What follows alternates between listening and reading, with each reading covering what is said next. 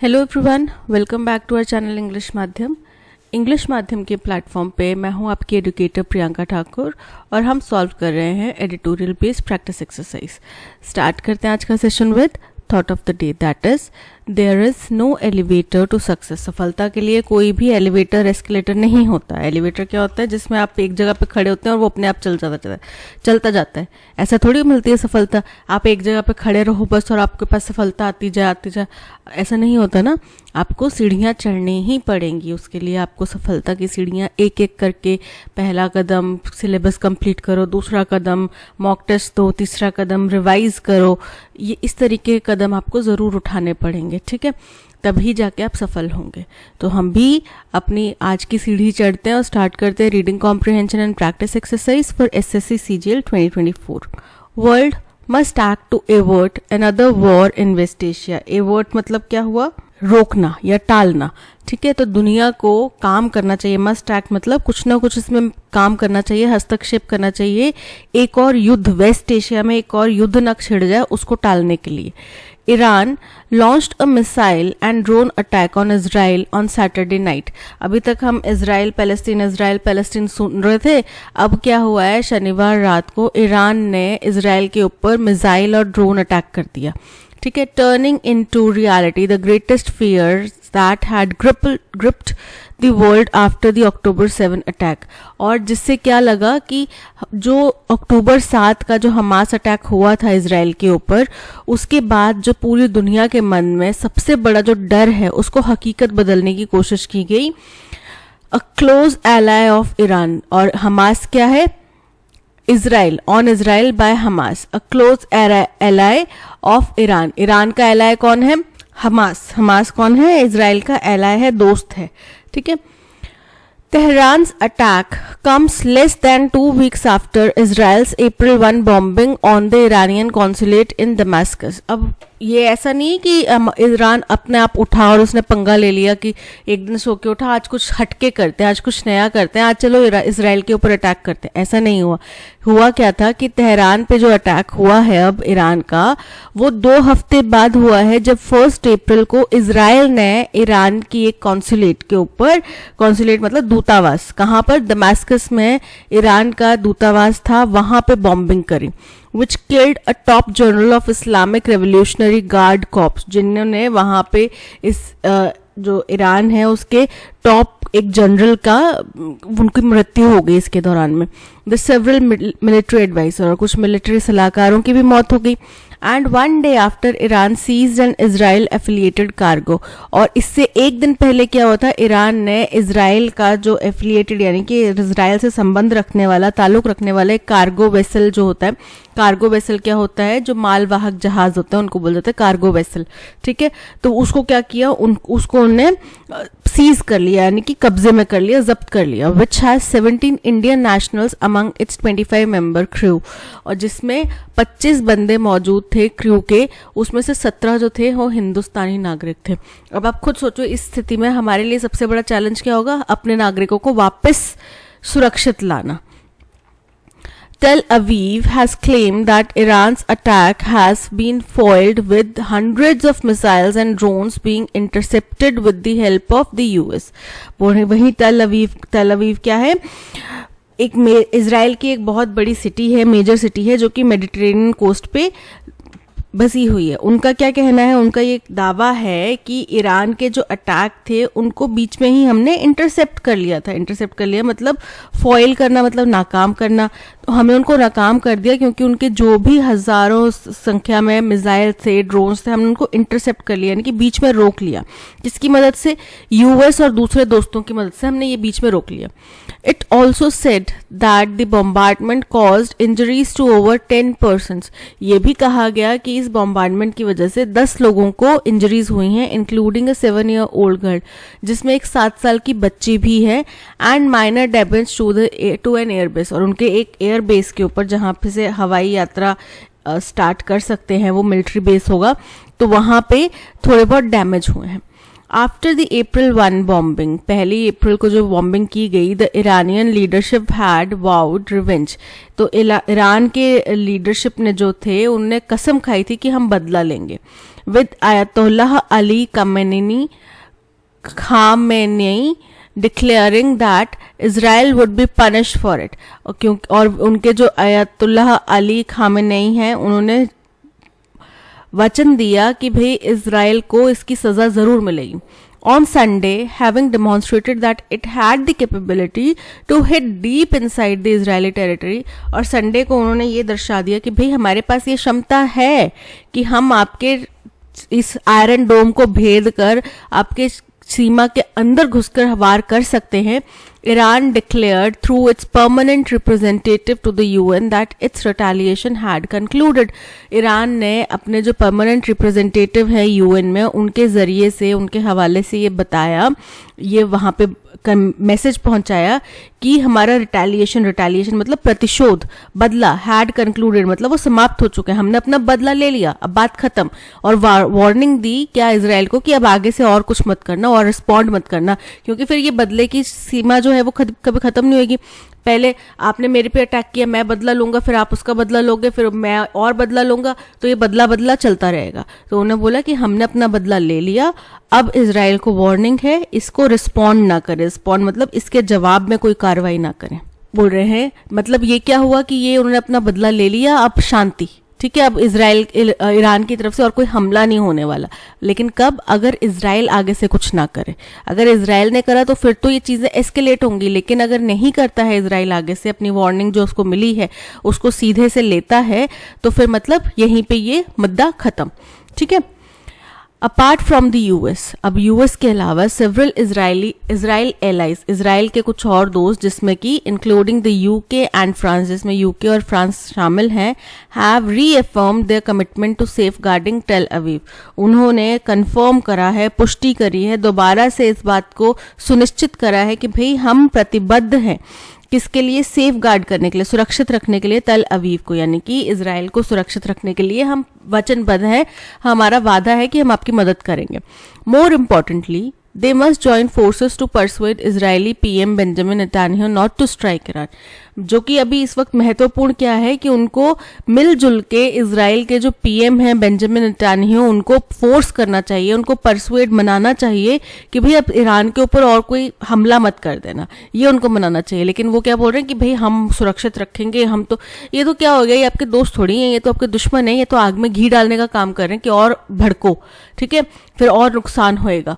For that could plunge West Asia into a full blown war. और अगर ये चीज़ हुई तो इससे क्या होगा, जो वेस्ट एशिया का पूरा हिस्सा है वो फुल ब्लोन वॉर मतलब कि पूर्ण कंप्लीट वॉर की स्थिति में पहुंच जाएगा, धकेल दिया जाएगा. प्लंज मतलब धकेलना. India which has good relations with both countries. अब इंडिया बेचारा ना दुविधा में फंस गया, इसके तो दोनों से अच्छे रिश्ते हैं. हैज़ बीन अर्जिंग रिस्ट्रेंट, तो वो बोल रहा है कि भाई रुक जाओ, संयम बरतो, शांति बरतो. हिंदुस्तान ये कह रहा है its immediate goal must be to rescue its nationals. हमारा सबसे अभी तुरंत प्रभाव से जो गोल है, टारगेट है, वो ये है कि हम अपने देशवासियों को वहां से सुरक्षित निकालें, including the ship crew and the labourers who migrated recently, जिसमें कि वो शिप क्रू भी शामिल है जिस जहाज को ईरान ने ऑक्यूपाई करा है, कब्जे में करा है, और वो लेबरर्स भी शामिल हैं जो हाल फिलहाल में वहां गए हैं, प्रवास करे हैं. From the region that may soon turn into a bigger war zone. और कहाँ से उनको रेस्क्यू करना है? उस इलाके से उनको रेस्क्यू करना है जो कि जल्द, शायद संभावना है, मतलब संभावना है, जल्द ही एक बहुत बड़े वॉर जोन में तब्दील हो जाएगा, युद्ध क्षेत्र में. The events since the October 7 attack with Israel using disproportionate force that has caused thousands of civilian deaths.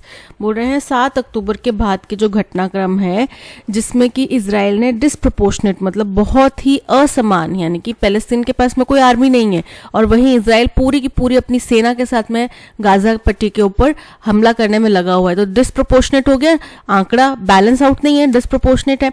तो पूरी डिस्प्रपोर्शनेट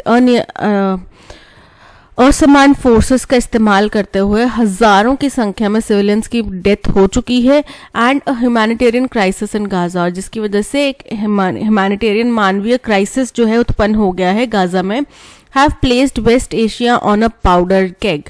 इसने वेस्ट एशिया को पहले ही पाउडर के मतलब बारूद के ढेर के ऊपर खड़ा कर दिया है कि कभी भी कुछ भी हो सकता है।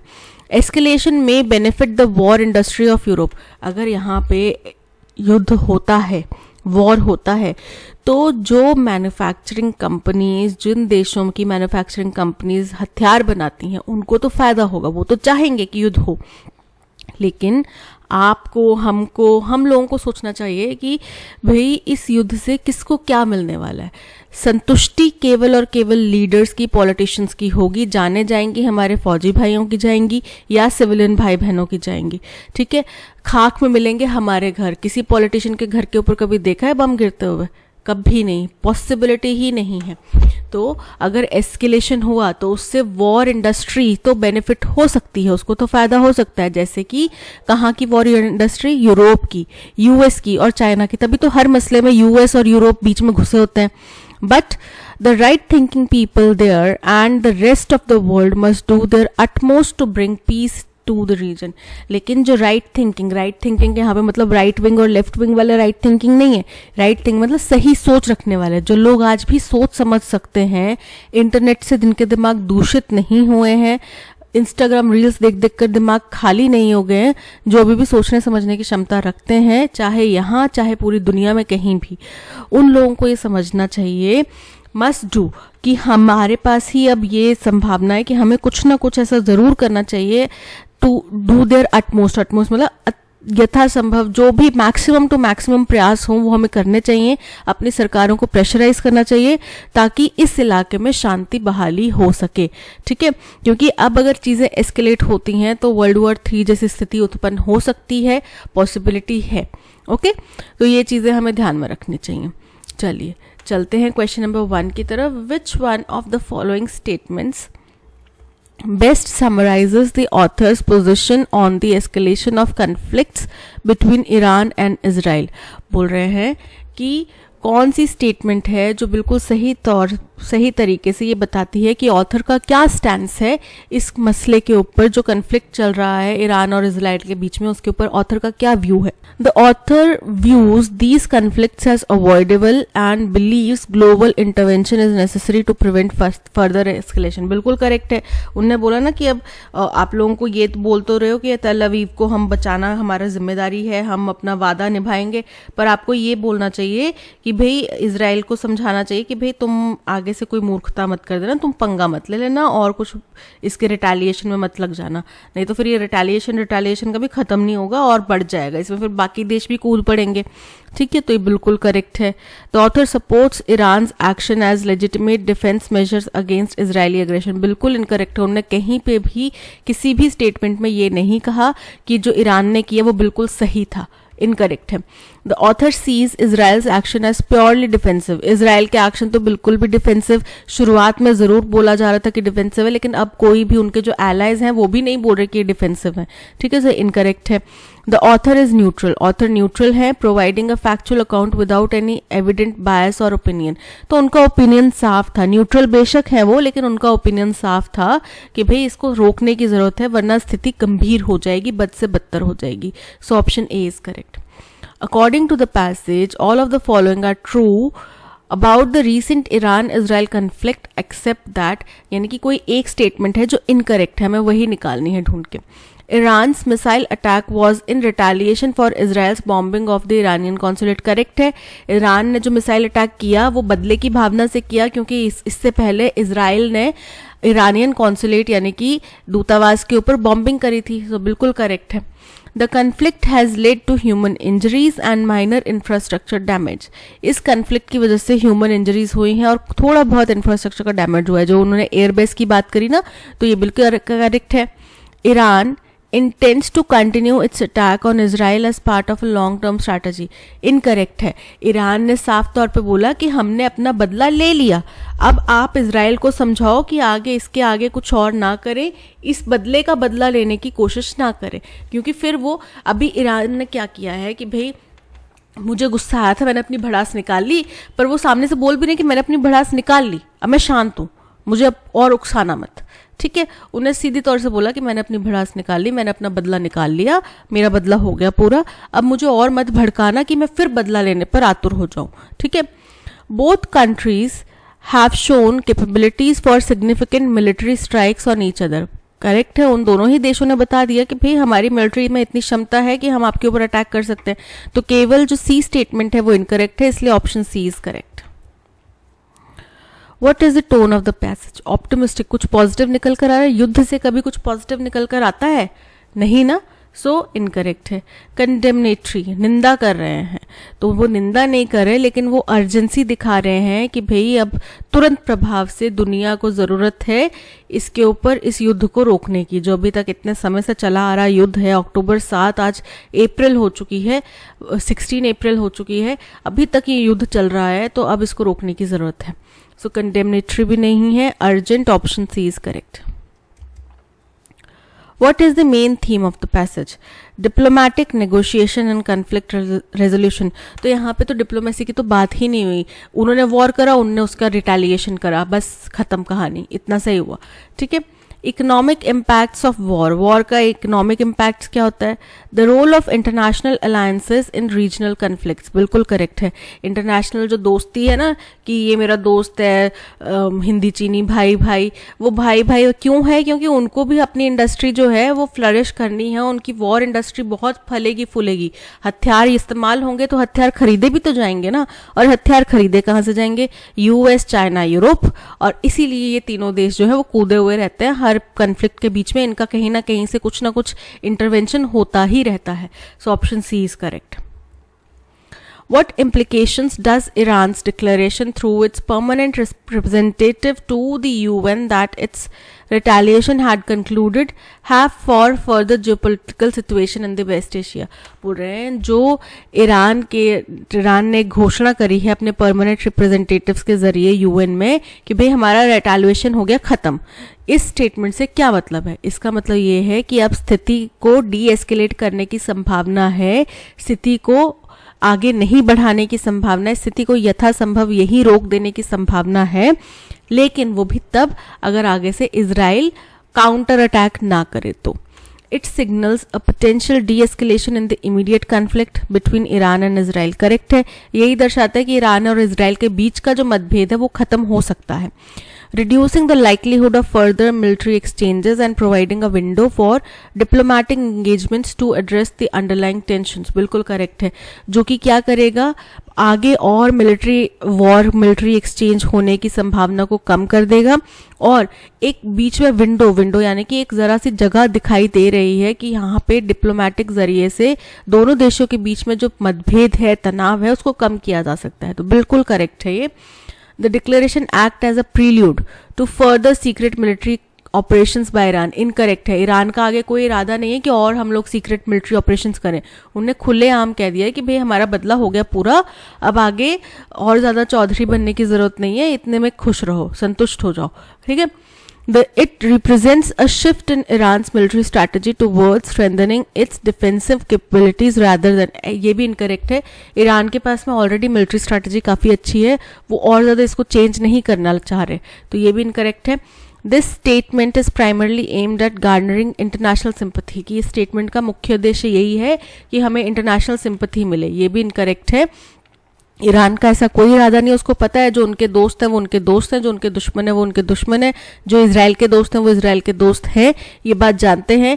एक और ये जैसे कि अगर इजराइल के पास में एक अपर हैंड था कि पहले 7 अक्टूबर को हमास ने अटैक करा, इसलिए हमने उसका रिटेलिएशन लिया, तो अब ईरान के पास में भी ये वैलिड पॉइंट है कि पहले आपने अटैक करा था तो हमने उसका बदला ले लिया, पर बदला हमारा लेके हो गया, आपका तो बदला अभी तक खत्म नहीं हुआ।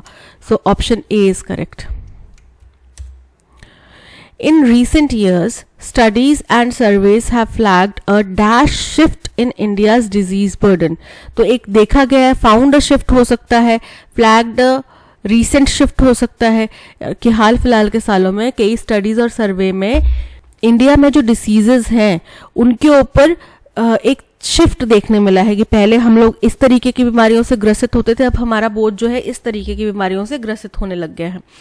Non-communicable diseases such as diabetes, strokes and heart ailments claim more lives in the country compared to infectious diseases.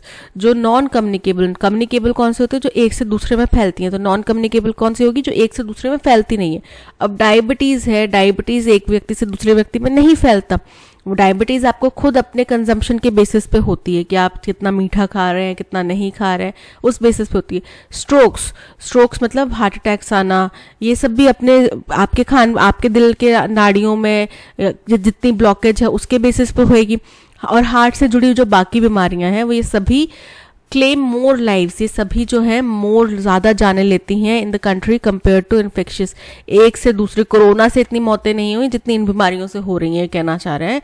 जो इन्फेक्शियस डिसीज़ है, एक से दूसरे में फैलने वाली जो बीमारियां हैं, उनसे इतनी मौतें नहीं होती जितनी कि डायबिटीज, स्ट्रोक और हार्ट एलिमेंट्स की वजह से होती हैं.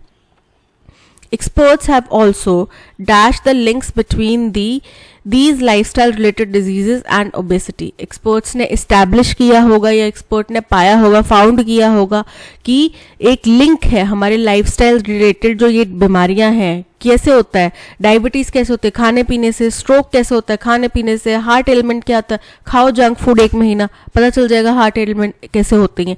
ठीक है. तो लाइफस्टाइल रिलेटेड जो बीमारियां हैं और ओबेसिटी क्या होता है? मोटापा. उसके बीच में एक लिंक उनने स्थापित कर लिया है या पा लिया है. Long thought to be an urban problem. बड़े लंबे समय से हम इन बीमारियों को अर्बन, शहरी प्रॉब्लम समझ रहे थे कि शहर के लोग जंक फूड खाते हैं, उनका लाइफस्टाइल तो ठीक है नहीं, सारा दिन ऑफिस में बैठे रहते हैं, फिर आके खाते हैं अटरम शटरम, तो इसलिए उनको होती है बीमारियां. गाँव के लोग, हम तो खेतों में काम करते हैं जी, हमें तो कुछ नहीं होता. ऐसा नहीं है. पहले हम सोचते थे कि ये अर्बन प्रॉब्लम है. Obesity has become a health threat in rural parts of the country. अब ओबेसिटी, मोटापा जो है एक बहुत हानिकारक जानलेवा बीमारी बन चुका है रूरल पार्ट्स जो है देश के, वहाँ पे भी इन द लास्ट डेकेड, पिछले 1 दशक में, यानी कि पिछले 10 सालों में ये कर चुका है. Now a study published in the medical journal. अब एक स्टडी आई है मेडिकल जर्नल में, द लैंकेट नाम है उसका, लैंसेट बोल सकते हैं, लैंकेट बोल सकते हैं. Dash revealed that it also affects children. उसमें ये सामने आया है, उजागर हुआ है, has revealed, study publish has revealed that it also affects children, की बच्चों को भी प्रभावित कर रही है. More than 12 million children, 12 million बच्चे से भी ज़्यादा बच्चे, 7.3 million boys and 5.2 million girls in the country, हमारे देश में, एज बिटवीन 5 and 19, 5 से 19 साल की उम्र में, were dash overweight in 2022. Were extremely overweight हो सकता है, हाईली ओवरवेट हो सकता है. मतलब ओवरवेट जो है उसकी क्वालिटी बता रहे हैं कितना ओवरवेट थे 2022 में. अप फ्रॉम 0.4 मिलियन इन 1990, जो कि 1990 में ये आंकड़ा केवल 0.4 मिलियन था और अब ये आंकड़ा 12 मिलियन है. अ gender dash also marks the risk in obesity levels. अब जेंडर के बेसिस के ऊपर भी ओबेसिटी लेवल में रिस्क जो है वो पता चलता है कि इस जेंडर को ज़्यादा हो रहा है, इस जेंडर को कम हो रहा है. The Lancet study found 44 million women and 26 million men age above 20 in India to be obese. बोल रहे हैं कि इस स्टडी में पाया गया है कि 44 मिलियन महिलाएं और 26 मिलियन पुरुष जो हैं 20 साल की ऊपर के एज ग्रुप के, वो ओबीस हैं हिंदुस्तान में. up from 2.4 million women and 1.1 million men in 1919.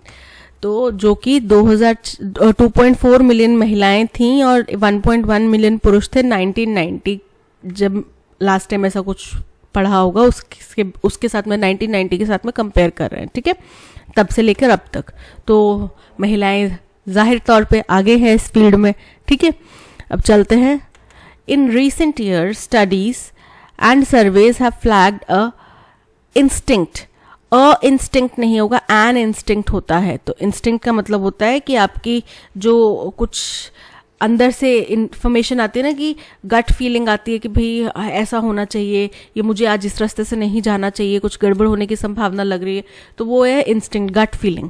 तो यहाँ पे इंस्टिंक्ट इनकरेक्ट है. सैंक्ट और सैंक्टिफाइड, इनका मतलब होता है धार्मिक या धार्मिक रिलेटेड या फिर पवित्रता से रिलेटेड.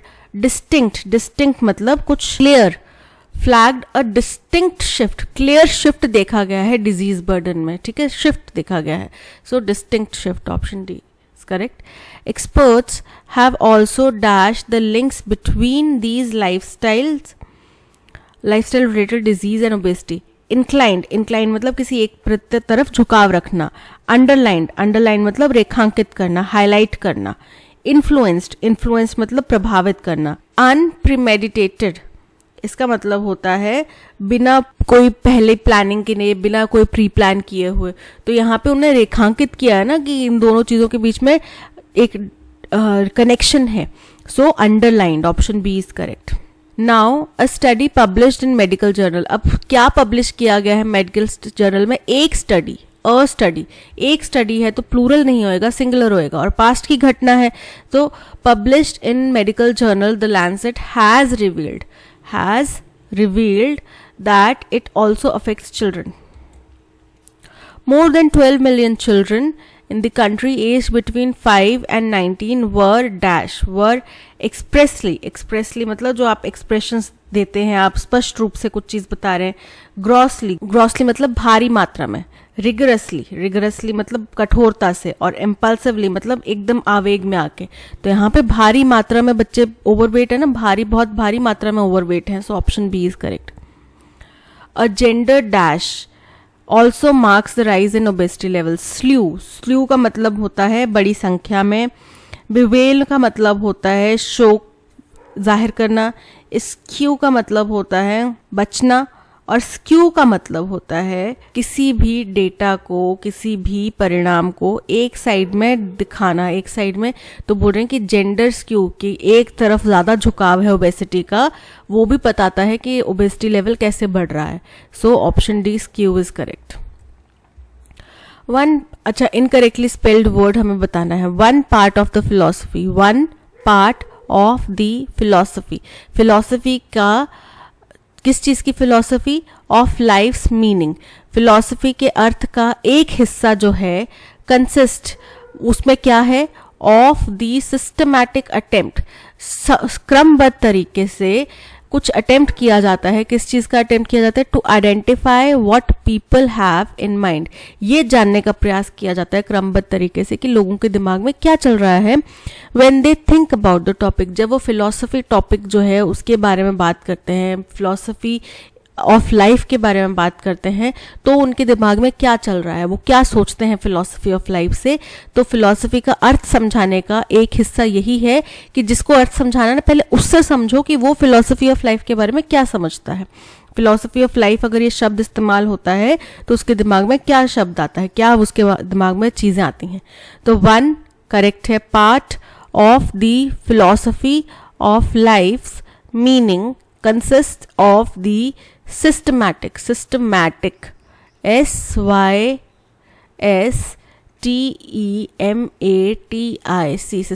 तो किसके स्पेलिंग एरर है? सिस्टमैटिक के, क्रमबद्ध तरीके से, सिस्टमबद्ध तरीके से.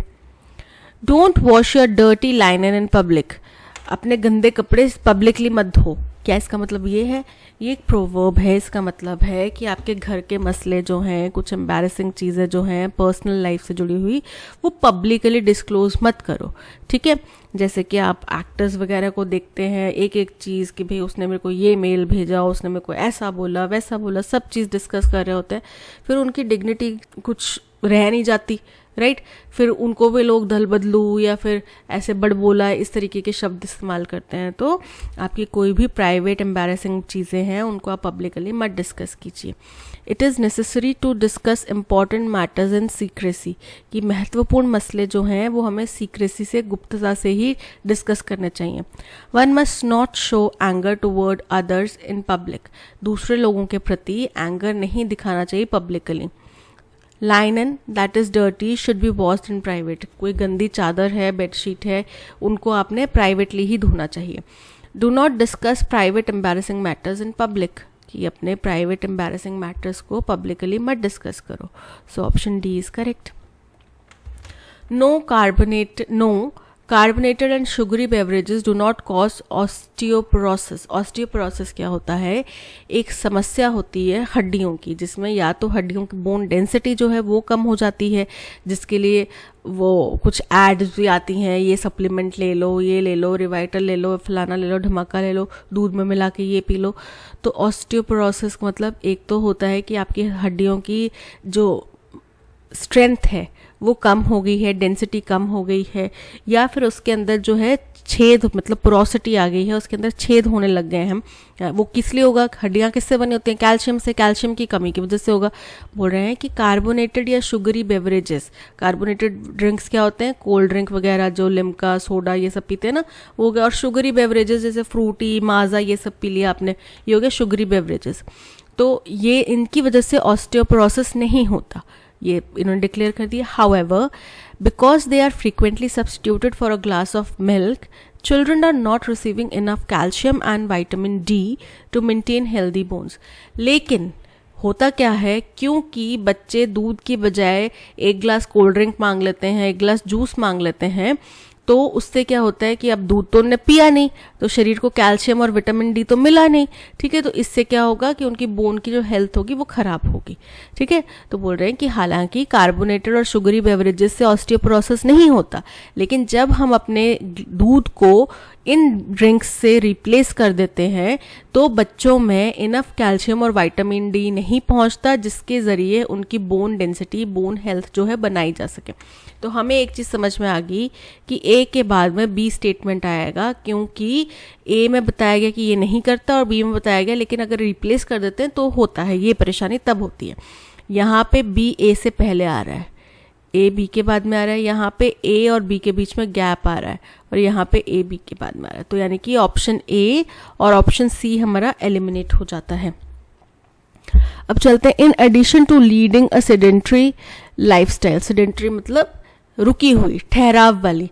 तो अब आप ऑफिस में काम कर रहे हैं, बच्चे हैं, एग्जाम्स की तैयारी कर रहे हैं, आप सारा दिन बैठे हुए हैं अपनी टेबल चेयर लगा के, राइट। तो बोल रहे हैं कि एक तो हमारा सेडेंट्री लाइफस्टाइल है, उसके अलावा many of them are not receiving the bone building benefits of intense exercise. बच्चे एक्सरसाइज भी नहीं करते, और एक्सरसाइज क्या होती है, आपकी मसल्स को, आपकी बोन्स को डेवलप करती है, उनको स्ट्रांग बनाती हैं।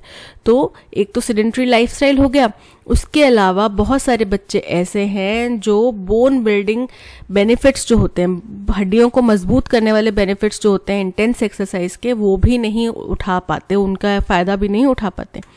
Every time a child consumes a soft drink, he lays the foundation for a potentially fatal bone disease। तो ये तो कोल्ड ड्रिंक वाले मैटर में आ गया ना, कि भाई हर बार जब भी एक बच्चा सॉफ्ट ड्रिंक पीता है तो वो क्या करता है, वो एक आधार बनाता है पोटेंशियली संभावित तौर पे जानलेवा बोन डिसऑर्डर की संभावना बना देता है, उसकी नींव रख देता है, ठीक है।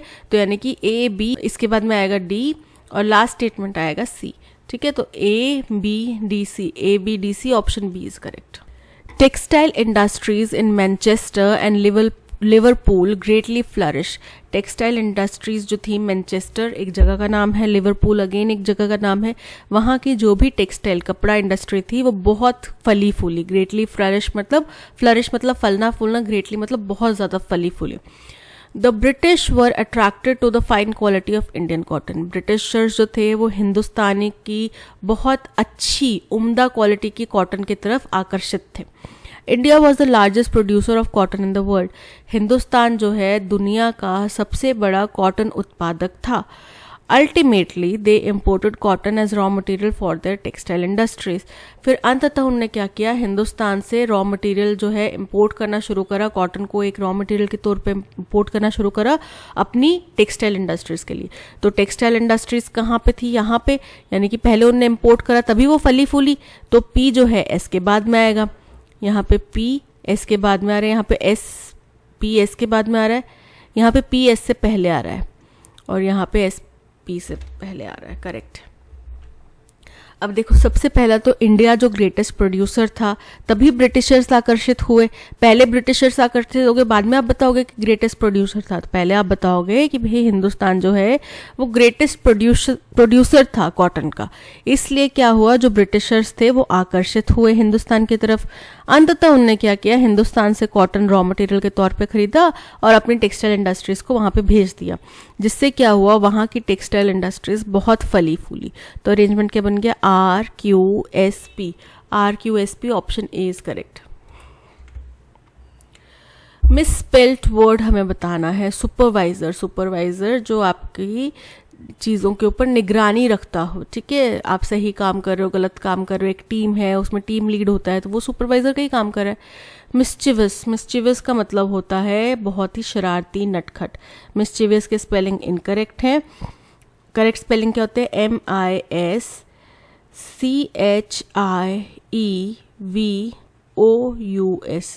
EI नहीं, IE, ठीक है। ल्यूडिक्रस, ल्यूडिक्रस का मतलब होता है बड़ा ही फूलिश, बड़ा ही अनरीजनेबल। एम्बेसडर, एम्बेसडर किसी चीज़ का प्रतिनिधि, ठीक है। US एम्बेसडर टू इंडिया, यानी कि US का जो प्रतिनिधि कर रहे हैं हिंदुस्तान के अंदर, वो कौन है। तो यहाँ पे option B mischievous is correct. One who is unable to pay their debts, एक व्यक्ति जो अपना कर्ज जो उसने लिया है उसको ना चुका पाए, तो उसको क्या बोलते हैं, बोरोवर। बोरोवर तो उधार लेने वाला होता है। गारंटर, मैंने आपसे उधार लिया और बीच में कोई अमन जो आ गया, वो बोलता है कि मैं इनकी गारंटी देता हूँ, ये तो 1 महीने के अंदर उधार वापस कर देंगे।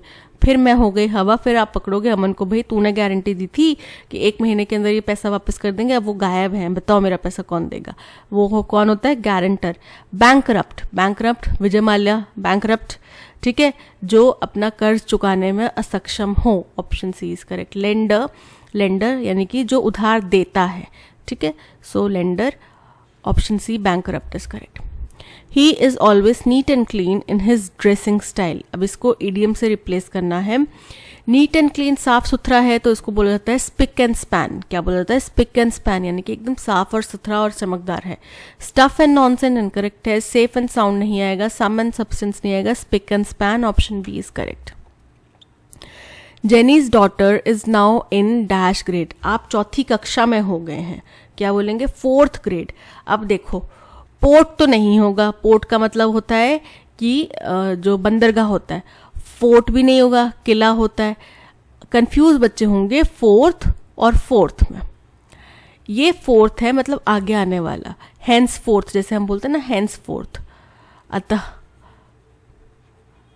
ठीक है, तो 4th मतलब आगे आने वाला, इससे आगे बढ़ने वाला, ये हो गया 4th। और ये 4th होता है जो नंबर में 1st class, 2nd class, 3rd class, 4th class, ये 4th होता है। सो यहाँ पे वो कौन सी क्लास में हो गई है, 4th क्लास में हो गई है, so option D is correct. Salutary, salutary मतलब लाभकारी, बेनिफिशियल, इसका सिनोनिम क्या हो गया, beneficial, option A is correct. Adversarial मतलब विरोधी, लाइवली मतलब एकदम जीवंत, और सोलली मतलब इकलौता, केवल। Dash are not habitable places, जो कुछ लिखा है वो हैबिटेबल, रहने लायक जगह नहीं है, ठीक है, वो रहने लायक जगह नहीं है। निशांत ने नई वही जगह खरीदी, दोनों में एक ही ब्लैंक आएगा। अब कार रहने लायक जगह नहीं है, कार वैसे भी रहने की जगह नहीं होती, हैबिटेबल जगह होती ही नहीं है वो, ठीक है। हाँ, बाहर के देशों का आप सोचोगे तो वहाँ पे कई लोगों ने अपनी कार को अपना घर बना लिया होता है मॉडिफाई करके, बट वो रहने की जगह तो नहीं होती। निशांत ने एक नई कार खरीदी, फिट बैठ रहा लेकिन फर्स्ट में नहीं बैठ रहा। धरती जो है is not a habitable place, ठीक है, मान लिया धरती अब रहने लायक नहीं बची, लेकिन निशांत ने एक नई धरती खरीदी, पॉसिबल है, नहीं है।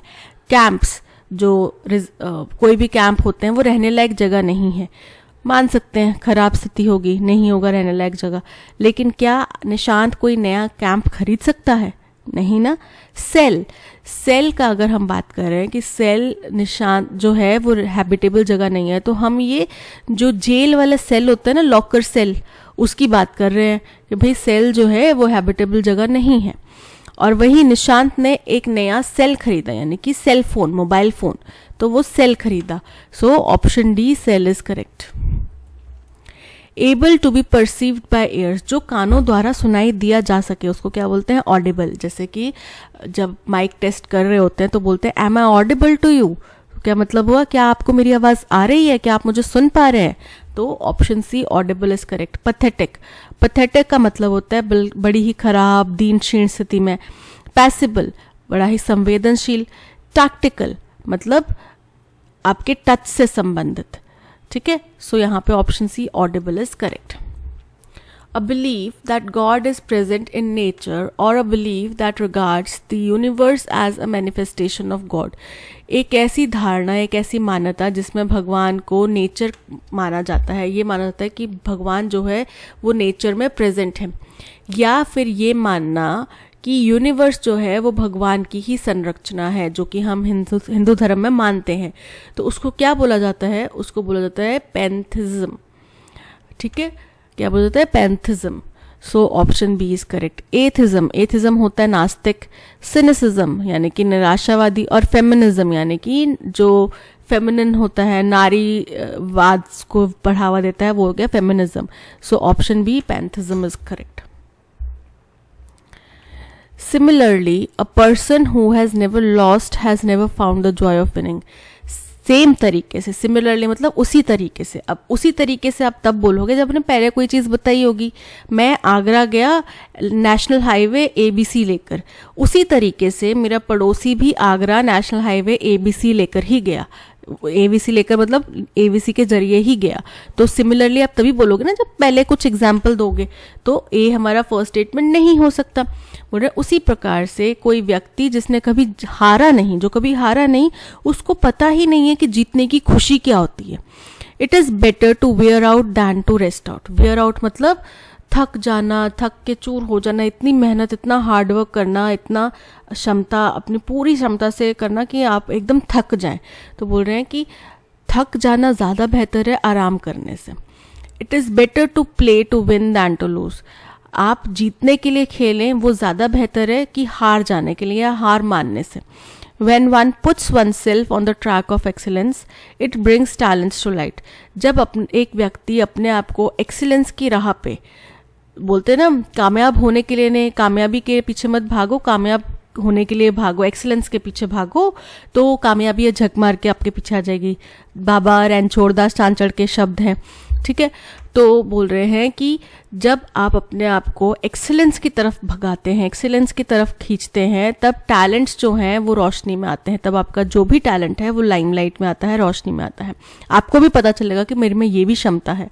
It is better to aim for excellence and not to get lost in success. तो बेहतर यही है कि आप एक्सीलेंस की तरफ भागिए, सफलता की तरफ नहीं। सफलता के पीछे भाग के खुद को गुम मत कर लीजिए, एक्सीलेंस की तरफ भागिए। It is said that those who have never angered anyone are a failure in life. ये कहा जाता है कि जिस किसी व्यक्ति ने कभी भी किसी दूसरे व्यक्ति को गुस्सा नहीं दिलाया, वो जीवन में बहुत बड़े फेलियर हैं, बहुत बड़ा फेलियर है उनकी ज़िंदगी का। आप किसी व्यक्ति को गुस्सा कब दिलाओगे? जब आप उनकी बात से सहमत नहीं होंगे और आप मुंह पे बोलेंगे कि नहीं मैं आपकी बात से सहमत नहीं हूँ। अगर आप चापलूसी करते रहेंगे, आप उनकी बात से सहमत नहीं भी हैं, क्योंकि ये पॉसिबिलिटी है नहीं कि आप एक ऑफिस में काम करते हैं, 20-25 जने काम करते हैं और आपके हर के साथ विचार मिले। पॉसिबिलिटी है ही नहीं, हो ही नहीं सकता। कहीं ना कहीं किसी ना किसी के साथ में आपके विचार जो है मतभेद खाएंगे।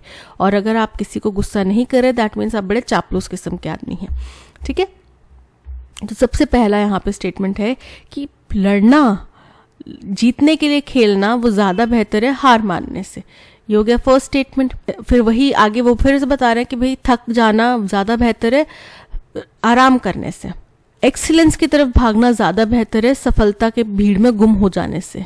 जब कोई व्यक्ति खुद को एक्सीलेंस की दिशा में धकेल देता है, उस दिशा में खड़ा कर देता है, तो टैलेंट जो है अपने आप रोशनी प्राप्त कर लेता है। ये कहा जाता है कि अगर आपने कभी किसी को गुस्सा नहीं दिलाया, दैट मीन्स आप फेल हुए हैं अपनी ज़िंदगी में। इसी तरीके से ये भी कहा जाता है कि अगर आप अपनी ज़िंदगी में कभी हारे नहीं, तो आपको जीत की खुशी भी नहीं पता। ठीक है, ये हो गया 6।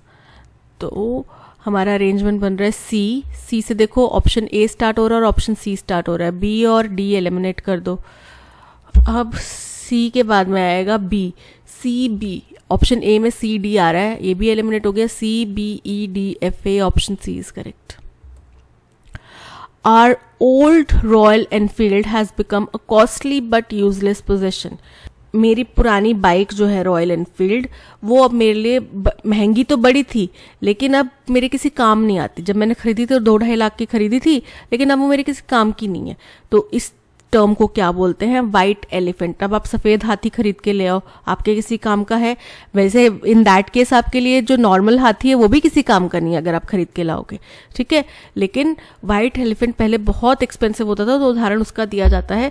अब तो खैर है ही नहीं, बचे ही नहीं, एंडेंजर्ड कर करके ख़त्म ही कर दिए, विलुप्ति कर दिए। पर पहले जब भी थे तब वाइट एलिफेंट बहुत एक्सपेंसिव थे, लेकिन उनका कोई इस्तेमाल नहीं था। तो वही कह रहे हैं कि मेरी रॉयल एनफील्ड जो है वो बहुत महंगी है, लेकिन अब उनके कोई इस्तेमाल नहीं है। So white elephant. Transparent. Transparent का एंटोनिम बताना है। ट्रांसपेरेंट का मतलब क्या होता है? पारदर्शी। तो एंटोनिम क्या हो गया? जिससे आप आगे नहीं देख सकते, वो क्या होता है? ओपेक। ट्रांसल्यूशन क्या होता है? जो हल्का पारदर्शी हो, ठीक है। ब्लाइंड अंधा, और वेग मतलब अस्पष्ट। तो यहाँ पे option C opaque is correct. That's all. आज के सेशन में इतना ही। Thank you so much for watching. अगर कंटेंट पसंद आया हो तो लाइक, शेयर और सब्सक्राइब ज़रूर कीजिएगा।